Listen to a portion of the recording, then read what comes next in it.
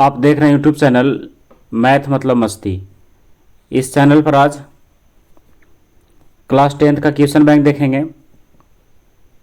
इस चैनल पर इसके पहले भी क्वेश्चन बैंक का एक सीरीज लगातार चल रहा है, उसी को आज आगे बढ़ाएंगे। तो अगर आप इसके पहले वाले सीरीज को नहीं देखे हैं जिसमें कई वर्षों को कंप्लीट किया गया है तो आप उसको देख सकते हैं। और उसके बाद आज हम लोग शुरू करते हैं 2021 एनुअल का विज्ञान का प्रश्न है जो 17/2/2021 को संपन्न हुआ था और ये प्रथम पाली का प्रश्न है। तो चलिए शुरू करते हैं आज का पहला प्रश्न।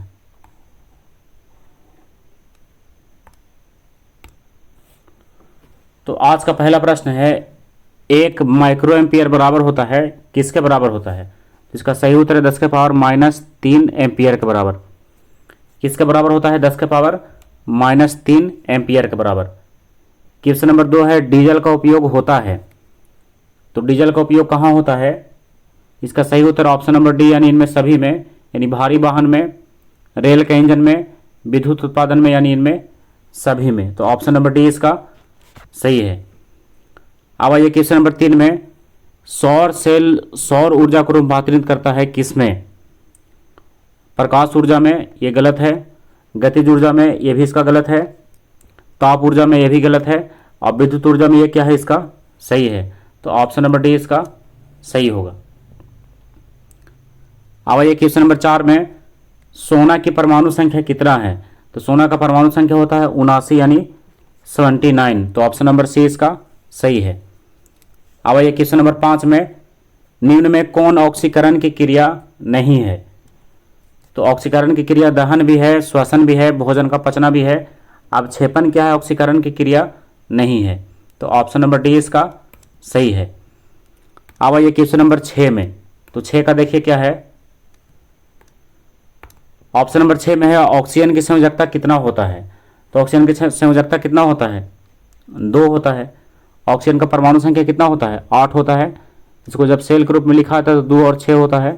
तो बाहरी कक्षा में 6 है, यानी इसका संयोजकता कितना होगा? 2 होगा। तो इसका विस्तार से आप इस चैनल पर जाकर तैयारी कर सकते हैं। यहाँ पर केवल ऑप्शन बताया जा रहा है, लेकिन पूरा विस्तार इसका इस चैनल पर कंप्लीट किया गया है। अब चलिए क्वेश्चन नंबर 7 में, अम्लीय वर्षा के जल का पीएच मान कितना होना चाहिए? तो अम्लीय वर्षा के जल का पीएच मान होना चाहिए कितना? 5.6 से कम, यानी ऑप्शन नंबर बी इसका सही है। अब आइए क्वेश्चन नंबर 8 में, चींटी के डंक में कौन सा अम्ल पाया जाता है? तो चींटी के डंक में कौन सा अम्ल पाया जाता है? मेथनोइक अम्ल, यानी ऑप्शन नंबर सी इसका सही है। अब आइए क्वेश्चन नंबर 9 में, निम्नलिखित में से कौन सा संवहन ऊतक है? तो कौन सा संवहन ऊतक है? ऑप्शन ए है एपिडर्मिस, बी है फ्लोएम, सी है जाइलम और डी है बी और सी दोनों। इसका सही उत्तर ऑप्शन नंबर डी यानी बी और सी दोनों, यानी फ्लोएम और जाइलम। आप चलते हैं क्वेश्चन नंबर 10 में। तो देखिए 10 का क्या है। क्वेश्चन नंबर 10 में है, प्रोटोजोआ उत्सर्जी पदार्थ का निष्कासन कैसे करता है? ऑप्शन ए है परासरण द्वारा, बी है विसरण द्वारा, सी है अवशोषण द्वारा और डी है निष्कासन द्वारा। तो इसका सही उत्तर ऑप्शन नंबर ए यानी किसके द्वारा? परासरण द्वारा। अब आइए क्वेश्चन नंबर 11 में, मनुष्य के शरीर की सबसे बड़ी ग्रंथि कौन सी है? तो सबसे बड़ी ग्रंथि कौन सा होता है? यकृत यानी लीवर। अब आइए क्वेश्चन नंबर 12 में, शरीर का संतुलन बनाए रखता है कौन? बनाए रखता है सेरिबेलम, क्रेनियम, मस्तिष्क स्टेम या फिर सेरिब्रम। तो इसका सही उत्तर ऑप्शन नंबर ए यानी सेरिबेलम।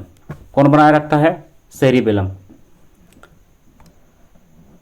अब आइए क्वेश्चन नंबर 13 में, किशोरावस्था में होने वाले शारीरिक परिवर्तन का कारण क्या है?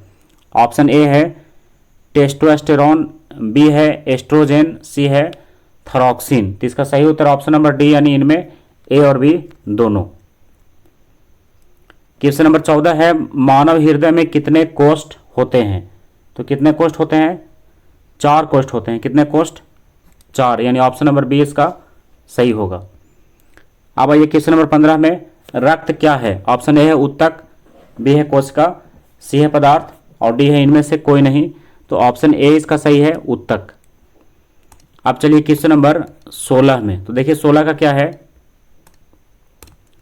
16 में है जीन शब्द किसने प्रस्तुत किया, यानी किसने इसका नाम दिया। मेंडल ने, डार्विन ने, जोहानसन ने या फिर लैमार्क ने।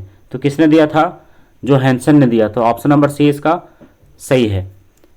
अब आइए क्वेश्चन नंबर 17 में, विद्युत चुंबक बनाने के लिए किस पदार्थ के छड़ का उपयोग होता है।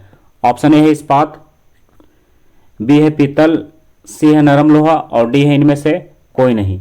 इसका सही उत्तर ऑप्शन नंबर सी यानी किसका, नरम लोहा का। क्वेश्चन नंबर 18 है, जब किसी चालक तार विद्युत धारा प्रवाहित होती है तो गतिशील कण कौन सा होता है। तो गतिशील कण कौन सा होता है, इलेक्ट्रॉन। कौन सा कण होगा, इलेक्ट्रॉन होगा। ओम का नियम किसके बराबर होता है, यानी ओम के नियम में जो सूत्र होता है उसको लिखना है। तो सूत्र होता है V बराबर IR, यही है ओम का नियम, ओम्स लॉ। क्वेश्चन नंबर 20 है, विभवांतर का एसआई मात्रक क्या होता है। तो विभवांतर का एसआई मात्रक होता है वोल्ट। विभवांतर का एसआई मात्रक वोल्ट होता है। क्वेश्चन नंबर 21 है, आमीटर का प्रतिरोध क्या होता है।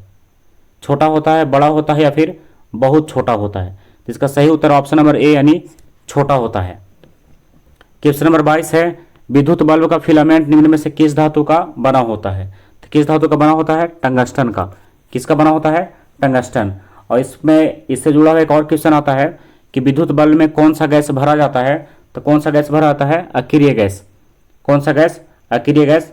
और एक और क्वेश्चन आप पढ़े होंगे, विद्युत हीटर में जो तार रहता है किसका बना हुआ, किस धातु का होता है।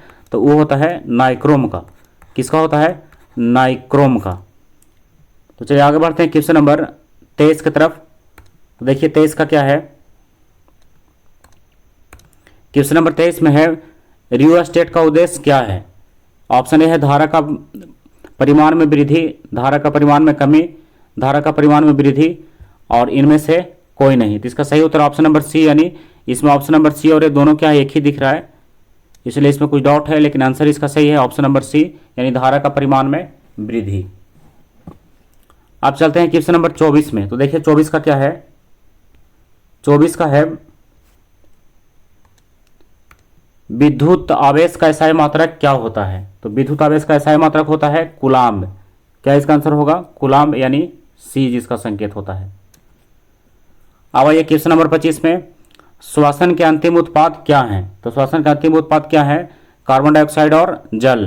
तो ऑप्शन नंबर क्या सही है, ऑप्शन नंबर ए इसका, CO2 और H2O, यानी कार्बन डाइऑक्साइड और जल। क्वेश्चन नंबर 26 है, दांतों की सबसे ऊपरी परत क्या कहलाती है। तो दांतों की सबसे ऊपरी परत कहलाती है इनामेल। क्या कहलाती है, इनामेल।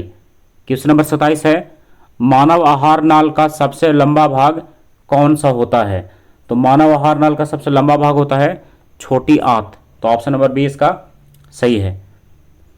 अब आइए क्वेश्चन नंबर 28 में, पराग कण निम्न में से किसके अंदर बनता है। तो पराग कण बनता है किसके अंदर, पराग कोष के अंदर। किसके अंदर, पराग कोष के अंदर। क्वेश्चन नंबर 29 है, चालनी नलिकाएं पाई जाती है। किसमें पाई जाती है चालनी नलिकाएं। तो पाई जाती है ये किसमें, जाइलम में। किसमें, जाइलम में। अब आइए क्वेश्चन नंबर 30 में। देखिए क्वेश्चन नंबर 30 क्या है, आरबीसी की जीवन अवधि कितनी होती है।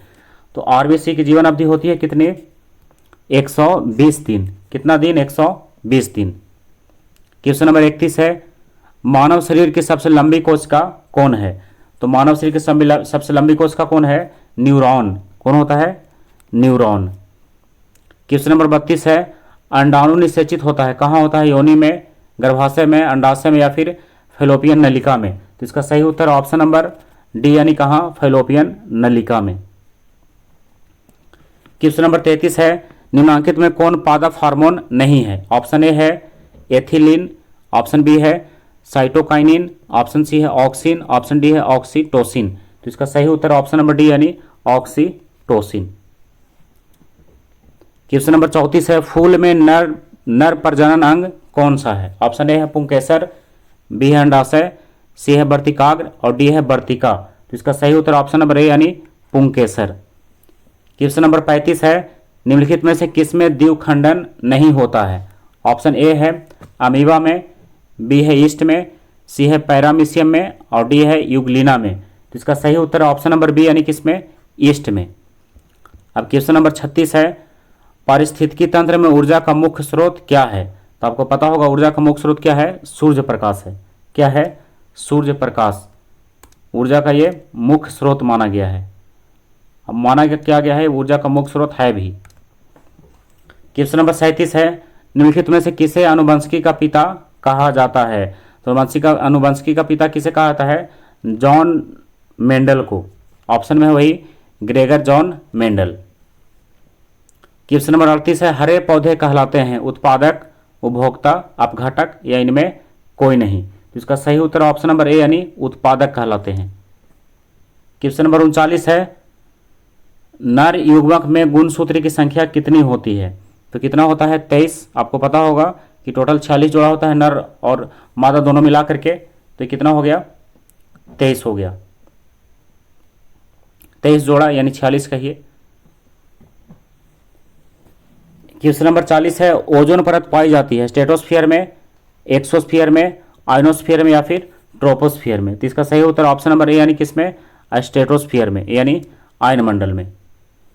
क्वेश्चन नंबर 41 है, ऐसे तत्व जो इलेक्ट्रॉन को त्याग कर धनात्मक आयन बनाते हैं वे क्या कहलाते हैं? तो क्या कहलाते हैं? धातु कहलाते हैं। क्या कहलाते हो? धातु। क्वेश्चन नंबर 42 है, लोहा पर जिंक लेपित करने की क्रिया को क्या कहते हैं? तो लोहा पर जिंक लेपित करने की क्रिया क्या कहलाता है? गैल्वेनीकरण यानी जस्तीकरण। अब चलते हैं क्वेश्चन नंबर 43 में। तो देखिए 43 का क्या है। 43 में है, निम्न में से कौन सहसंयोजी यौगिक है? तो इसमें सहसंयोजी यौगिक कौन है? CH4 यानी मीथेन। मीथेन क्या है? एक सहसंयोजी यौगिक है। क्वेश्चन नंबर 44 है, आभूषण बनाने वाला सोना कितना कैरेट का होता है? तो कितना कैरेट का होता है? 22 कैरेट का।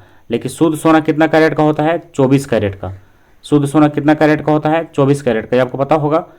और शुद्ध सोना का आभूषण नहीं बनाया जा सकता है, तो इसमें आभूषण बनाने के लिए क्या मिलाया जाता है? इसमें तांबा या तो फिर चांदी मिलाया जाता है। अब चलते हैं क्वेश्चन नंबर 45 में। तो क्वेश्चन नंबर 45 है, निम्न में कौन सा उत्कृष्ट तत्व है? तो उत्कृष्ट तत्व इसमें कौन सा है? उत्कृष्ट गैस जिसका नाम आपको पता है, जिसकी संख्या 6 होती है, helium, neon, argon, krypton, जेनन, radon. तो इसमें देखिए ऑप्शन नंबर सी में है आर्गन। तो ये क्या है? एक उत्कृष्ट तत्व यानी उत्कृष्ट गैस या अक्रिय गैस है। अब क्वेश्चन नंबर 46 है, ताम्र एवं टिन के मिश्र धातु को क्या कहते हैं? तो ताम्र एवं टिन के मिश्र धातु को क्या कहते हैं? कांसा कहते हैं। तांबा और टिन की सहायता से क्या बनता है? कांसा बनता है। और पीतल किसकी सहायता से बनता है? तांबा और जस्ता की सहायता से। अब चलिए क्वेश्चन नंबर 47 में, प्लास्टर ऑफ पेरिस का रासायनिक सूत्र इनमें से कौन है? तो इसका ऑप्शन देखिए किसमें दिया है? ऑप्शन नंबर बी में दिया है, CaSO4 इंटू 1/2 यानी हाफ H2O। इसको क्या पढ़ेंगे? CaSO4 into half H2O। इसको आप जरूर ध्यान रखिएगा, ये एग्जाम में कई बार पूछा गया है। अब चलते हैं क्वेश्चन नंबर 48 में। देखिए 48 का क्या है? 48 में है, आम्ल और क्षार आपस में मिलकर यानी अभिक्रिया करके क्या बनाते हैं? तो क्या बनाते हैं? लवण और लवण बनाते हैं। इसमें लवण ही ऑप्शन सही होगा क्योंकि अकेले दिया है। तो ऑप्शन कौन सा सही है इसका? परवल अम्ल यहाँ पर दे रहा है, नहीं लवण ही ऑप्शन सही है। आम्ल और क्षार मिलकर के क्या बनाते हैं? लवण। और आम्ल और क्षार अगर मिलाइएगा तो क्या होगा? ये सभी क्रिया को कहते हैं उदासीनीकरण अभिक्रिया, और इसमें बनता है लवण और जल बनता है। अब ये क्वेश्चन नंबर 49 में, बुझा हुआ चूना क्या है? तो बुझा हुआ चूना का सूत्र पूछ रहा है। तो बुझा हुआ चूना किसको कहते हैं? कैल्शियम ऑक्साइड को, यानी इसका सूत्र कौन सा हो गया? CaO। अब ये क्वेश्चन नंबर 50 में। तो 50 में निम्न में कौन भस्म नहीं है? तो इसमें भस्म देखिए कौन सा नहीं है? इसमें भस्म जो है NaCl नहीं है। क्या है? ये लवण है। अब क्वेश्चन नंबर 51 है, जस्ता का यस्क किसमें से कौन सा है? तो जस्ता का यस्क कौन है? जिंक ब्लेड क्या है? जस्ता का एक यस्क है। सिनेवर किसका यस्क है? सिनेवर यस्क है किसका? पारा का। और बॉक्साइड किसका यस्क है? एल्युमिनियम का। और सोडियम क्लोराइड तो किसी का यस्क है ही नहीं। अब ये क्वेश्चन नंबर 52 में, सिलिकन क्या है? तो सिलिकन क्या होगा? एक उपधातु है। तो ऑप्शन नंबर सी इसका सही है। सिलिकन क्या होगा? एक उपधातु होगा। उपधातु की संख्या आपको पता होगा, silicon, neon, arsenic, germanium, antimony, tellurium, polonium, ये सब क्या है? उपधातु है। अब आइए क्वेश्चन नंबर 53 में, एल्कोहल में कौन सा तत्व उपस्थित है? तो एल्कोहल में कौन सा तत्व उपस्थित है? Carbon, oxygen, hydrogen, nitrogen. तो कौन सा तत्व इसमें सही होगा? ऑप्शन नंबर डी यानी नाइट्रोजन। अब आइए क्वेश्चन नंबर 54 में है मेथनोइक अम्ल का सामान्य सूत्र कौन सा है, या सामान्य नाम इसका कौन सा है। तो कौन सा सामान्य नाम होता है, फॉर्मिक अम्ल। मेथनोइक अम्ल का सामान्य नाम है फॉर्मिक अम्ल। तो आप चलते हैं क्वेश्चन नंबर 55 की तरफ। तो देखिए 55 का क्या है, 55 में है स्वापोषी पोषण के लिए आवश्यक है, क्या आवश्यक है। ऑप्शन ए है क्लोरोफिल, बी है कार्बन डाइऑक्साइड तथा जल, सी है सूर्य का प्रकाश, और डी है इनमें सभी। तो आपको पता होगा कि जब इनमें सभी आ जाए तो ज़्यादातर क्या होता है, ऑप्शन डी ही इसमें, यानी इनमें सही वाला ही ऑप्शन सही हो जाता है। ऐसे इसमें आप देखने के बाद ही लगाइएगा। तो ऑप्शन इसमें कौन सा सही है, डी, यानी इनमें सभी। मैग्नीशियम पाया जाता है, किस में पाया जाता है, क्लोरोफिल में। तो ऑप्शन ए ही इसका सही है, क्लोरोफिल। 57 में है तैलीय कागज होता है पारदर्शक, अपारदर्शक, पारभाषक, या इनमें से कोई नहीं। तो क्या होता है, वो पारदर्शक होता है, यानी इस पार से उस पार देखा जा सकता है।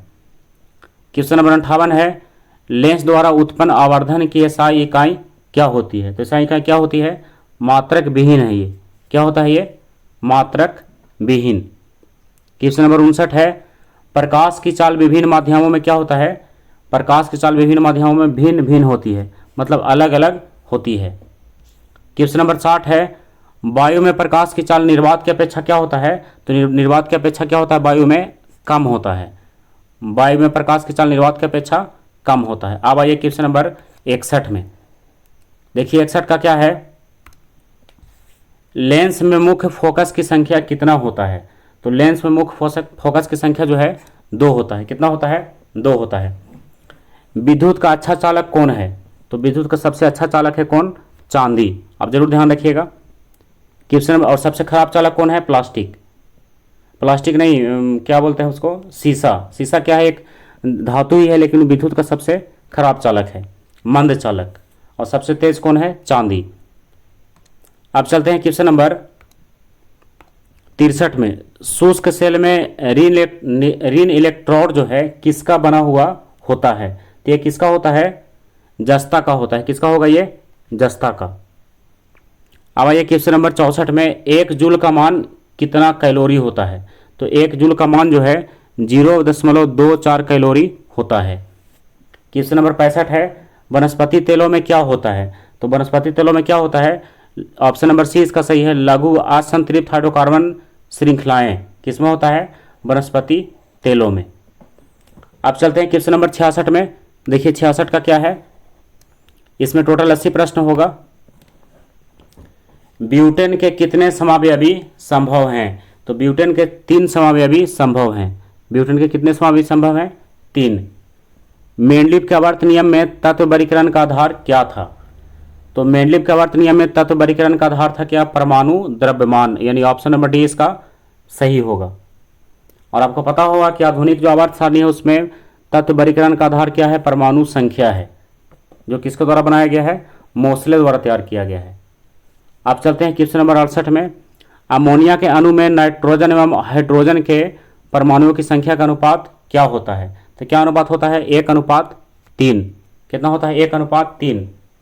ऐसे इसका फॉर्मूला आपको पता होगा, NH3 होता है। क्या होता है, NH3 अमोनिया का। इसी से जुड़ा हुआ एक और सूत्र है NH4। ये किसका होता है, ये होता है अमोनियम का NH3, और अमोनिया का होता है अमोनियम का होता है NH4। अब ध्यान से इसमें समझिएगा, अमोनिया का क्या है NH3 और अमोनियम का NH4 होता है। तो यहाँ पर किसका था, अमोनिया का था। तो ये कितना होगा, 1 और 3। देखिए N1 और H3 है। अब आइए क्वेश्चन नंबर 69 में। निम्न में से कौन कमरे के तापक्रम पर क्या होता है, द्रव होता है। तो कौन सा द्रव होता है कमरे के तापक्रम पर। तो ऑप्शन नंबर सी सही है, यानी कौन सा, एथेनॉल। अब आइए क्वेश्चन नंबर 70 में। तो 70 में है सिरका में निम्न में से कौन सा अम्ल पाया जाता है। तो सिरका में कौन सा अम्ल पाया जाता है, एसिटिक अम्ल। कौन सा अम्ल पाया जाता है, एसिटिक अम्ल। आपको पता होगा कि 6 से 8% एसिटिक अम्ल को क्या कहते हैं, सिरका कहते हैं। इसको आप ध्यान रखिएगा। अब आइए क्वेश्चन नंबर 71 में। निम्न में कौन कार्बन का अपरूप है, ग्रेफाइट, हीरा, फुलेरिन। इसमें कौन सा जो है कार्बन का अपरूप है। तो कौन सा है इसमें, ऑप्शन नंबर दे रहा है इसमें, ऑप्शन नंबर डी, यानी इनमें से कोई नहीं। लेकिन इसमें कुछ डाउट है क्योंकि कार्बन का प्रूफ जो हीरा भी है, ग्रेफाइट भी है और फुलेरिन भी है। तो इसमें होना चाहिए इनमें सभी, लेकिन दे दिया यहाँ पर इनमें से कोई नहीं, तो ये डॉट का है। लेकिन आप ध्यान रखिएगा कार्बन का प्रूफ हीरा भी है, ग्रेफाइट भी है और फुलेरिन भी है। अब ये क्वेश्चन नंबर 72 में, एक अणुसूत्र परंतु विभिन्न सूत्र वाले यौगिक क्या कहलाते हैं। तो इस प्रकार का यौगिक हुआ उसको क्या कहें हम लोग, समावयवी कहेंगे। जिसका अणुसूत्र एक ही रहेगा लेकिन जिसका अणुसूत्र भिन्न रहेगा लेकिन सूत्र उसका समान रहेगा। एक अणुसूत्र लेकिन भिन्न सूत्र वाले क्या कहलाएंगे, समावयवी। अब चलते हैं क्वेश्चन नंबर 72 से 73 में। देखिए 73 का क्या है, 73 में है दाढ़ी बनाने के लिए कौन सा दर्पण प्रयोग किया जाता है। तो ये तो बहुत ईजी क्वेश्चन है और कई बार प्रयोग किया गया है एग्जाम में। तो क्या कहलाता है दर्पण, वो अवतल दर्पण कहलाता है। कौन सा दर्पण होता है वो, अवतल दर्पण। आप चलिए क्वेश्चन नंबर 74 में, 74 देखिए क्या है, 74 में है श्वेत प्रकाश वर्णक्रम में किस रंग की किरण का विचलन अधिक होता है।